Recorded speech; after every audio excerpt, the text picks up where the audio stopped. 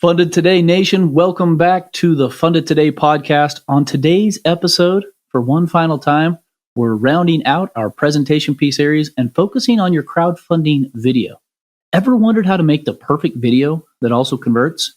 Want to know the best ways to use video to tell the story of your product to build your own raving fans? Boy, do we have a good one for you today then. The Funded Today podcast is hosted by world-renowned entrepreneurs and business experts Thomas Alvord and Zach Smith. To get help with your next big business idea or to take your business to the next level, go to fundedtoday.com. Welcome back. I am Zach Smith.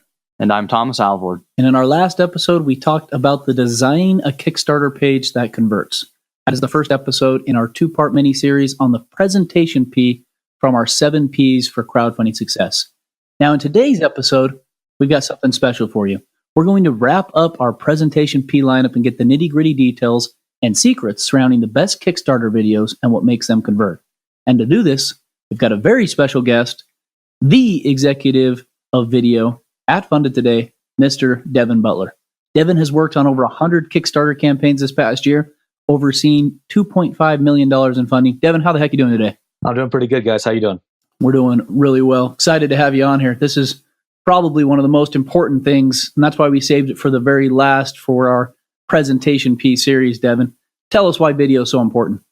Well, here's the thing. Without a Kickstarter video, your backers will really have a hard time envisioning themselves using your product. The purpose of the video is to get people to be familiar with your story, with your product, with you at times, if you're in the video, right? If you're doing founder statements or things like that. And that really can bump it up for people who want to back your project. Yeah, and this is like different than a retail environment. You're talking about something that doesn't even exist yet, and these people can't feel or touch it. And so your video really has to resonate with people so that they can understand what they're even potentially backing or purchasing, right? Exactly, yeah. So crowdfunding platforms like Kickstarter and Indiegogo is really a unique space because how many times do creators of a product have the opportunity to reach out to potential backers and they will listen to you for 1 minute, 2 minutes? Like it's just known. People watch these videos. It's kind of a new thing where you have the opportunity to reach your backers, the people that will want to buy your product, and they'll pay attention throughout the whole thing if you do your video right. That makes sense. So you have a saying that you go by, better presentation equals better conversion. Give me a little bit more detail about what that means. Absolutely. The purpose of your video is to present your product in a way that people will see themselves using it and want to see it and evoke an emotion in them to where they'll take action, right? They'll hit the back button and they'll back your campaign. We need to get out all the distractions of your video. If there's things like bad audio or shaky camera when it's not supposed to be shaky, or just kind of visually making your product look bad, people aren't going to want to back it. And vice versa. If everything that's good and there's no distractions, people can focus on the product, what's being shown, and that will convert into better conversion. Yeah, that makes a lot of sense. Let's go back just a little bit. What about a video script? Because before you even begin to write a video, and we talked about this quite a bit with page design, the story of your video, the story of your product, how you're bringing this to life. What do you recommend? I mean, if you could have just 2 or 3 tips for making the right script before you even whip out the camera to film, what do you do there? In my opinion, this is the most important part of the entire process, what we're doing before we even lift up a camera. We need to make sure that your message is done in a way that can be engaging for, 1 minute, 2 minutes. And if you notice that really good videos or videos that you watch on Kickstarter or Indiegogo that you think are really good, they do these things. So keep that in mind while you're watching videos that you like. One, there's a story. It's either the story of the product, the story of how the founders got here. There's some sort of story that evokes emotion to the viewer, to the backer. Is there any campaign you've seen on Kickstarter or Indiegogo or one that you've worked with where you really felt they nailed that emotional element? Honestly, the one that's coming to my mind, I think this was your product of the week last week, it was Pure Trek. I felt like he did a really good job at showing how he came up with the idea of this hiking pole that's also a water filter. Go ahead and check that out. He really kind of showed that through his personal experience, through his backpacking with kids, with Boy Scouts and things like that, that he just was looking for a better way to do it. And I believed it. I believe that his story was like, he was really looking for a way to, carry less equipment. I felt like he did a really good job at doing that. He did a lot of talking to cameras. On some videos, creators will talk directly to the camera and tell their story. That's not necessary for all videos. You don't have to do that to create emotion. But he did that, and I think he did a really good job at showing why he created his product. I really love that, Devin, actually. In fact, in some of my speaking around the world, I used to say, tell a story. But after I'd given that presentation 3 or 4 times, I changed it to have a story. And there's a subtle difference there. If you're just telling a story, maybe you can trick some people. But if it isn't real, if you don't actually have that story, I think deep down, you're not going to hit that emotional element that makes people resonate with getting behind a creator and helping bring a new idea to life. So I think that's very powerful. And I felt the same way with PureTrek. I love the plug because those guys are practicing Triple F and they just barely launched today. So it's exciting. I'm going to be following along with that progress over the next 24 to 48 hours personally, because I just really want to see that one succeed. I think everybody at Fun Today has really gotten behind that. So awesome. Thanks for sharing. Speaking about emotion, Devin, and maybe you were going to get to this a little later, really at the heart of anything, it's actually one of my favorite things to study, because we don't realize how emotional we are. Not in it like that we flip out, but really it's emotion that causes us to decide how we vote, or to decide how we settle some negotiation or something, right? It's very subtle, right? It's very nuanced. I think a lot of people who might give a stab at it, might go for it. It's hard, right? And I think it might even take decades for somebody to learn, to have this image or this sound or whatever it might be in the video to evoke those emotions. If you're watching another video to learn from it, there's the stuff you see, but then there's other stuff that unless you know what you're looking for, you probably are going to completely miss it. You were actually telling me just last week about a video. There was some stuff I was like, oh man, I didn't even see that. Could you share a little bit about what your thought process is? How do you look at a video you're going to create? What are some things you might think of including to evoke the emotions you're after? And how do you decide what emotions you're trying to evoke? One thing that makes a good story and makes good marketing and things like that is creating conflict. When you're trying to evoke emotion, you have to talk about something to get emotional about. The greater the conflict, the greater the emotion. With PureTrek, we're using that as an example still, his conflict, the basic conflict was he just wanted to have a simpler way to go backpacking. But I think the bigger conflict in his is he wanted to have a better time with his family. Like he wanted a more enjoyable experience with his family. And so this small conflict of just carrying too much stuff or having a heavy backpack, it is a conflict, and it's very real, and it's a very practical conflict. But the next step conflict is he wants to have more enjoyable experience in nature with his family. And that's what really connects. When you take that conflict to the next level, that's when the emotion gets in there. That's when people really believe what you're saying. And then you just need to take it to the next level and get that emotion to back your campaign, right? With a strong call to action at the end. I like that. I really do. I think that is exactly how you go about it. Now, Devin, just wrapping up your first topic, I know you talk about how a lot of clients and people, they want an iPhone commercial look for the price of an iPhone. What do you mean by that? Yeah, so that's kind of something we say. We work with a lot of clients, all types of budgets. Everyone wants the same thing. A lot of people, you give us examples of commercials they like that they want us to emulate. And I think the most used commercial are the iPhone commercials, right? They're like, oh, I want it to look like the iPhone commercials. This is. Well, Apple spent millions of dollars making that commercial, and we'd love to make that commercial too. It's just there's always a price to the value that can be brought. I completely understand where creators are coming from. They are trying to raise money to create businesses and companies, and they may not have a lot of this money on the front end, and maybe they don't see the vision, maybe they don't understand how putting that money into something like marketing your video or your page can convert into more money in the back end. And so it's hard for them to maybe raise their budget or really get the vision. Something that we like to do here at Funded Today is we will like to talk to the creators beforehand and give them a personalized bid for what they want to do, and give them realistic bids as well. If their budgets are lower, we'll work with you, but these are the things that we can do, and we're going to do a great job at them. I hear that all the time. I know exactly where you're coming from. I want the Bowback's travel jacket. Bowback spent $50,000 to $80,000 on his video for the first one, and I think he spent another $50,000 to $60,000 for Bowback's 2.0. The first one raised around $9 or $10 million on Kickstarter, and then a couple more on Indiegogo On Demand, and the second one raised about $3 million on Kickstarter.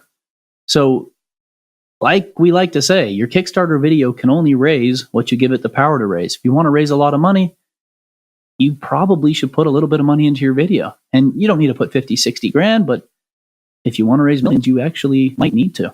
But I mean, 10,000 is probably a pretty good starting figure. 20,000 would get you a video that you'd be proud of, and pretty dang nice, right, Devin? Yeah, we've done great videos in that price range. And like I said, we know that every video is going to be different. Every product is different. Every story is different. Every creator is different. And that's why it's really important to have a real conversation about video, what we can do for what price.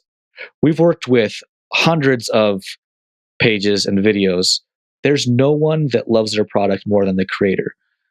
One thing I also know is most creators don't have the background in video production or anything like that. So it's really fun to be able to work with some people that are so passionate about a product and bring our expertise and passion for what we do and combine it and make something great.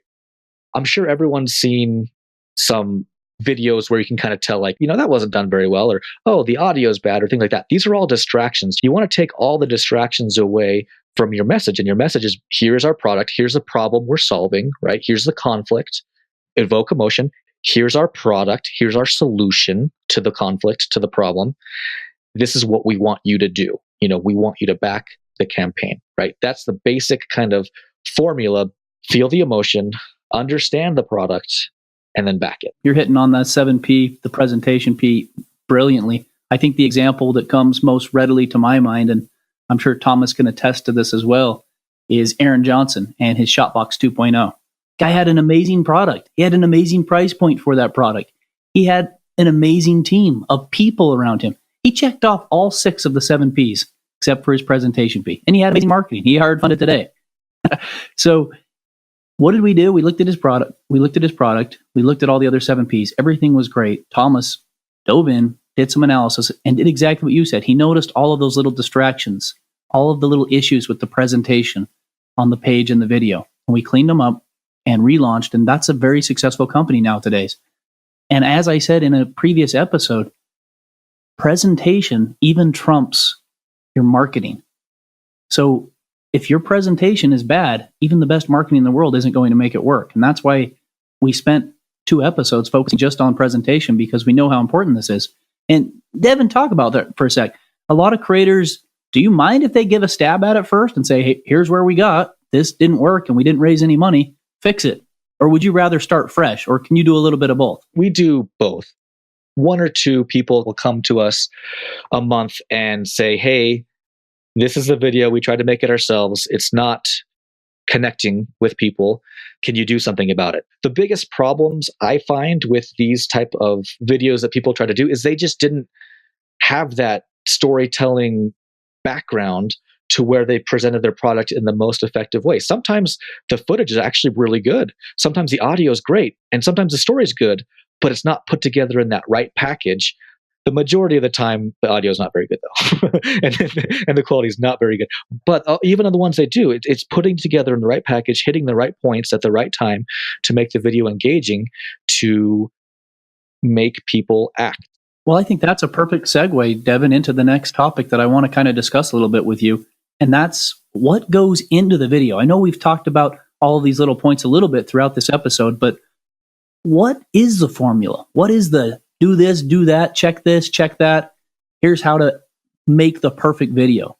The first thing that we need to be aware of is that first 10 seconds of time watching the video. That's the golden time. If we don't connect with our audience in the first 10 seconds, even the first 5 seconds, they're not going to watch the video. So we need to start off strong. You need to have a good opening pitch, really have that conflict or show the product, something that makes people interested to watch without. This is a curious-based world we live in. If you don't attract attention, you lose that attention just as quickly as they clicked over to your page from a good ad. The next thing is show their product well. Show what it does, have good images of it. This is where you really want to use a high quality camera. You really want to have people that know how to do the lighting, that know how to show product video, and really show it well, show how it works, show the ins and outs, make it look glamorous, make it look great. That's very important, because if you have a great story but your product looks bad, that's another one of those distractions that's not going to lead me to the end to supporting your campaign. Now, here's a question for you, Devin. What would you recommend to somebody who says, hey, I'm on a shoestring budget. I've spent everything on R&D or manufacturing. I literally don't have any budget. I got to do it myself. What would you recommend to them? One sec before Devin answers that. Please don't get yourself in that position. Thomas is exactly right, and it's a great question to ask. But don't get yourself into that position. That's the power of Kickstarter. That's the power of validating. You don't need to put in nearly as much money to do the prototyping and the manufacturing and all of that as you do to tell the story of your product to bring it to life. Because there's a chance that as good of a story as you tell, as a good of an idea as you have, nobody wants it. Whether it's because nobody wants it, strictly because they don't like it, or because the timing isn't right. So don't put yourself in that position. But if you are in that position, Devin, what do you do? I get it. We've had a lot of creators come to us. They wanted to use us, but they just were afraid to either spend the money, or they couldn't see the vision. They just wanted to kind of do everything themselves.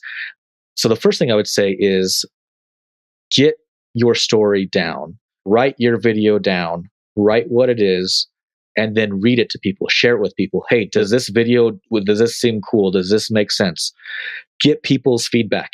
As much feedback as you can from everyone that you can, even people you don't know. Hey, do you have 2 minutes? I'm trying to create a Kickstarter video. Can I tell you what I'm doing? Like, get honest feedback from people. And what I love about that, and I've heard other people advise the same thing, which is this: before you go create a web page, create a video, whatever you're doing, go talk face to face with people and see what are the common objections people have. What are questions people have? What do people like about it? Where do they say, oh, I could use it? And yeah, I would love it because I could use it here, right? And you basically get your pitch down because you're actually having a dialogue with people. And then once you know the product well, you can then put it into a video form, whether you have a high budget to do that or whether it's on a shoestring budget.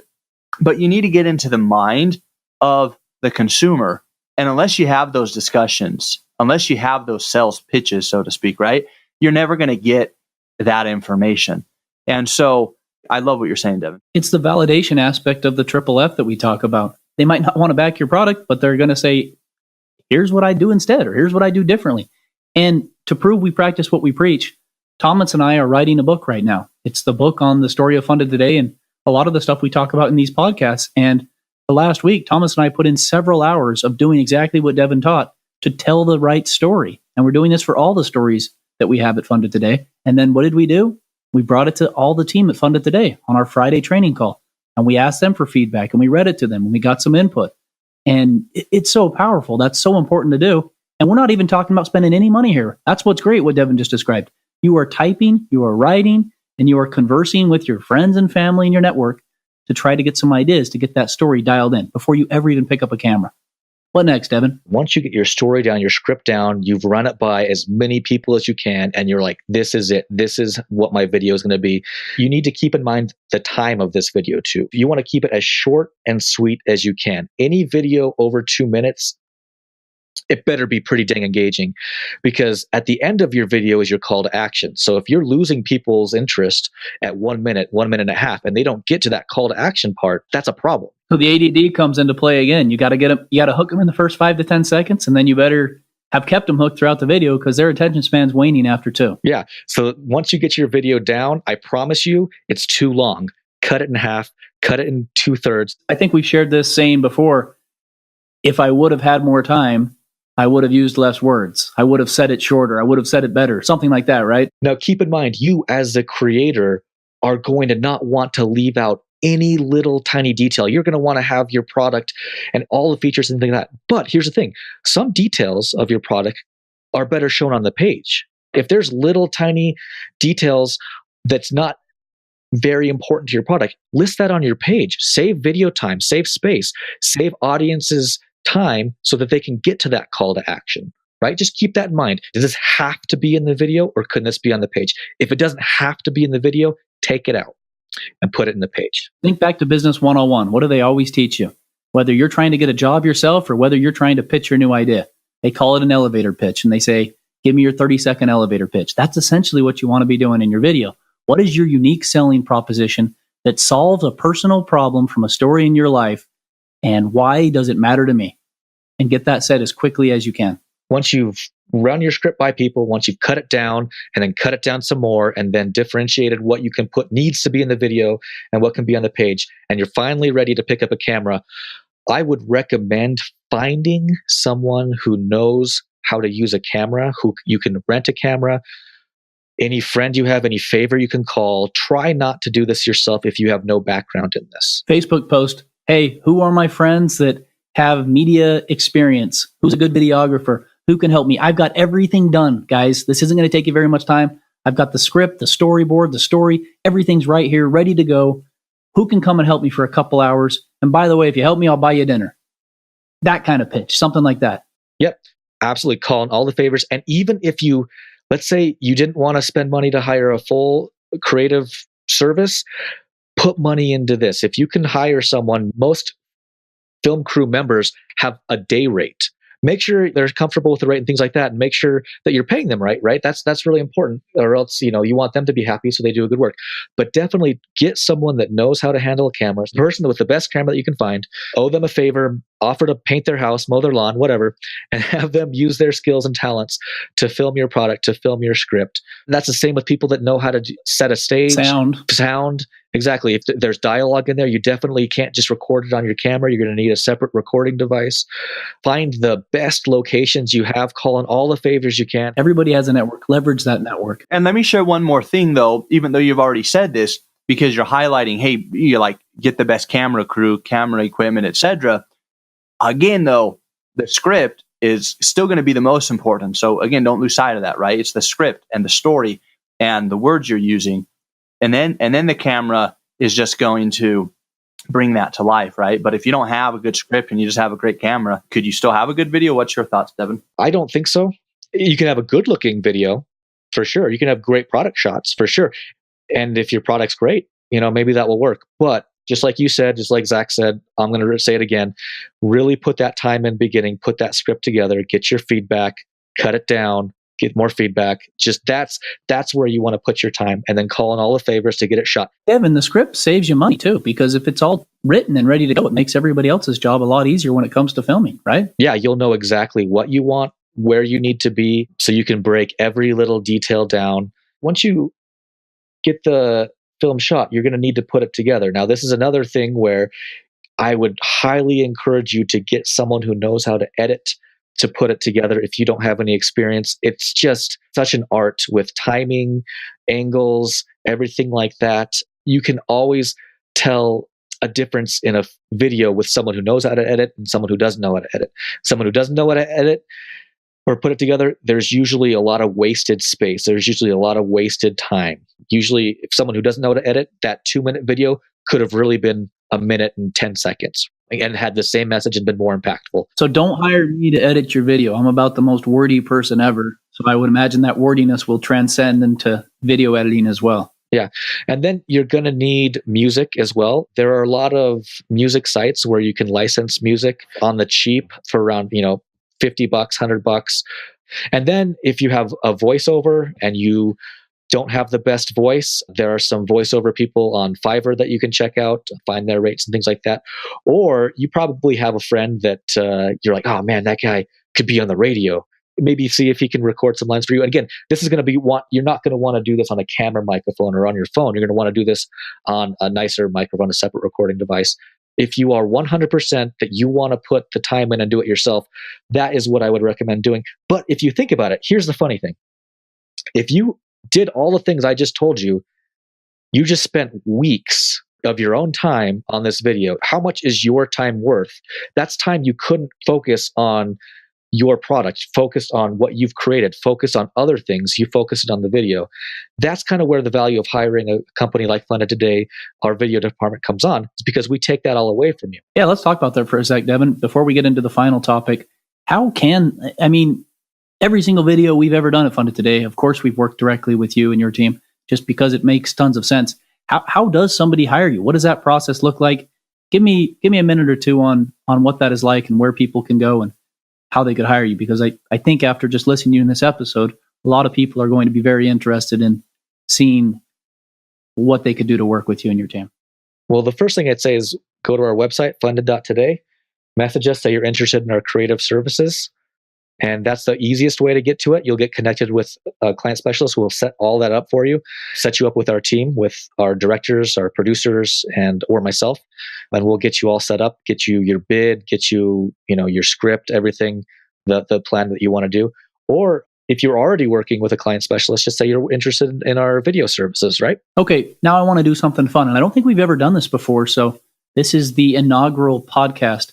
I want to have some rapid fire common questions to just kind of pick your brain a little bit, to get a little bit more insight into a lot of questions that I think we hear a lot and that you've probably heard a lot as well. Some of these we've given answers to, but I want them all in one nice location as well. So I'm going to ask them, Thomas will ask them, and you're just going to give rapid fire answers.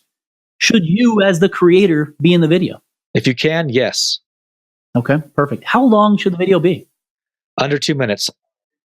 Okay. How much budget should I put in if I want to raise $100,000 or more for my product for a video? $15,000 minimum. Okay.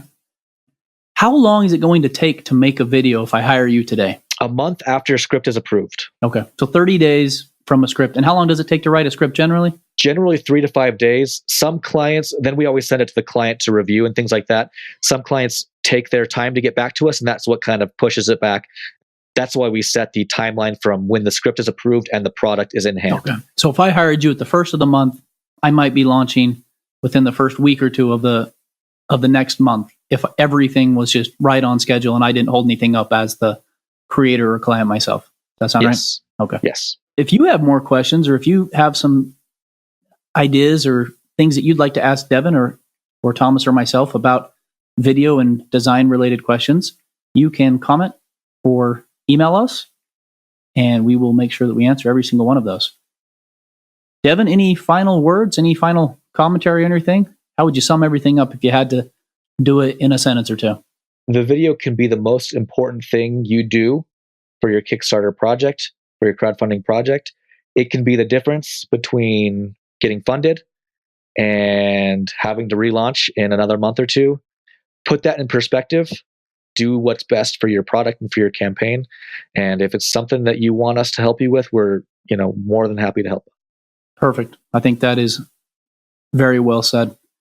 It was so good chatting with you and interacting with you and learning a little bit more about video and how it impacts your campaign. I really do think it is probably the most powerful element of our 7 Ps, aside from product. And I think we touched on everything you need to know to create a great video and to have a story that creates empathy from your backers, that leads to potential pledges and raising a lot of money for your next big idea. So Devin, thank you so much for being on here. I learned a ton. I had a lot of fun.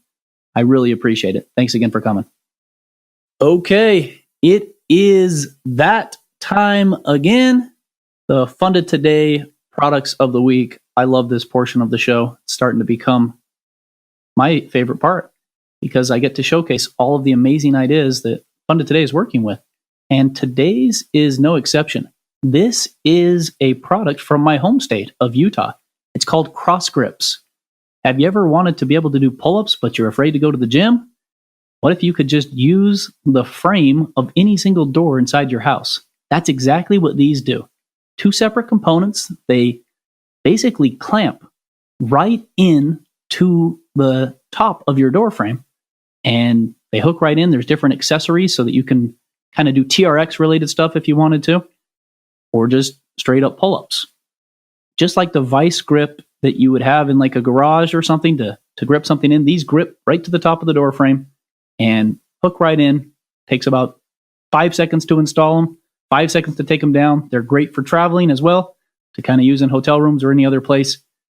Really cool, really nice. There's only 9 days left on this right now, but I believe they will be transferring to Indiegogo in demand. So if you miss it on Kickstarter, they've already raised over $100,000. Really cool product. Check them out. Cross Grips. My project of the week is the Shiroi Hana. I'm not sure how you pronounce it. It's Japanese. So that's SHIROI. And it's a Japanese steel knife set. And if you know anything about knives, the Japanese steel is actually, it can be amazing.